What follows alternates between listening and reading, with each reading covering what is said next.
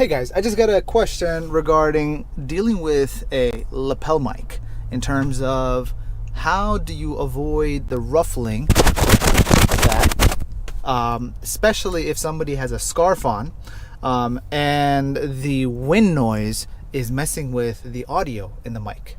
Conversations on marketing, media, and getting your story straight. Generally, there's two types of mics. You got your lapel mic, which I got in my hand right here. See it, and the idea behind this that it goes on your lapel, or on your suit jacket, your collar, your shoulder strap, something like that. And the other kind is a shotgun mic that is usually used to capture audio from a distance or in action and whatnot.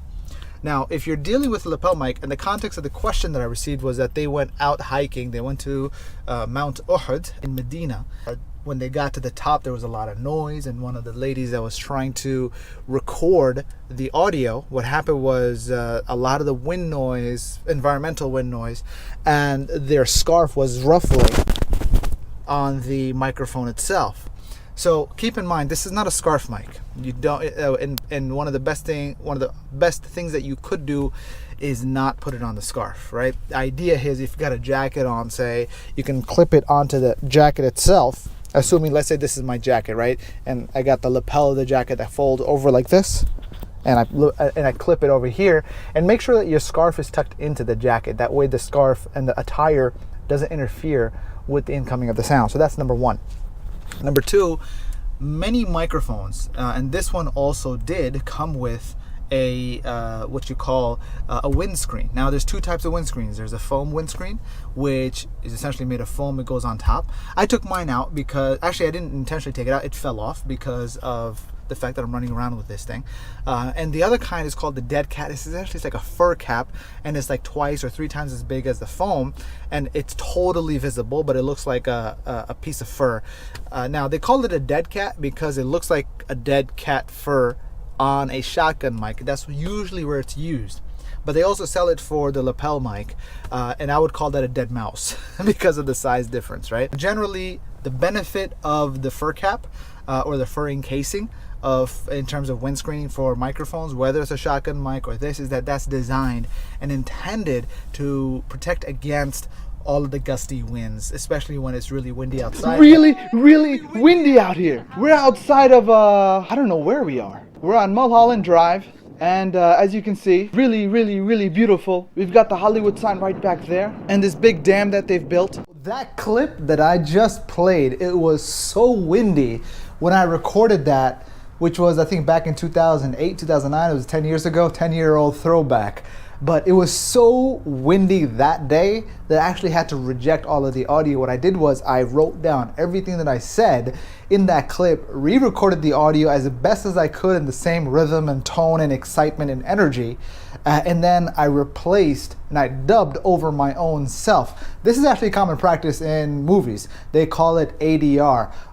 It's called additional dialogue replacement. That's basically what it's called. Is that if you ever find yourself in a situation where you want to keep the dialogue that you've recorded, but the environmental noise is just so bad you could do nothing about it, and you have to trash it, then you can go back and re-record everything that you said in the same way and just dub yourself. That's really one of the other solutions that you could use as a means of using that. And as you can see, I did keep a little bit of the background noise in the wind to kind of showcase the energy of the environment, and at the same time the energy of me talking in the background was more in the original recording, but because it was destroyed by the wind noise, that's why I kept a little bit of it so it could come off as in terms of the same energy and emotion as which I was not able to capture in the dub.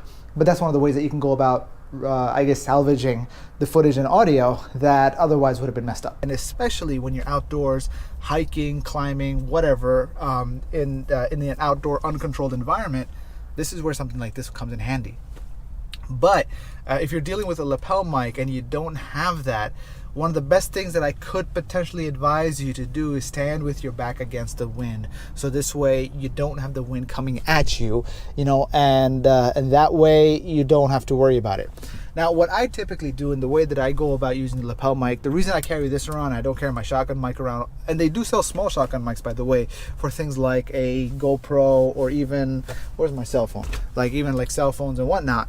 But this is so much easier. It's easier to deal with. It's smaller. It's compact. Right now, I'm parked in my car, right? So sometimes what I'll do, and this is usually what I would do, is just like got the seatbelt strap, put that up, bam, and now your hand's free. You got the thing clapped on, and you'll notice the way that the seatbelt is on. Many times, you know, I'll be wearing a t-shirt or something and I don't have the appropriate place to clip this on, and it might even look funky, and I need both my hands and I'm recording. So what I'll do is I'll have like a shoulder bag, and sometimes ladies are carrying a purse or something like that, and you got your shoulder strap on. Once you got your shoulder strap, you can go ahead and clip it right onto the strap itself, just like how, you know, the shoulder thing for the seatbelt comes on. You just clip it on there. This way your scarf is not getting in the way of it, and your mic is not being interfered with in terms of the ruffling of your clothes and what have you. So again, just as a review, if you got a lapel mic, put it on the lapel, put it on your shoulder strap of your purse, and you got wind that you got to deal with, do your best to stand against the don't stand in the face of the wind. Put your back against the wind if you can, and that way the wind is not going to be captured so much on the mic itself. If you can, keep the foam windscreen on.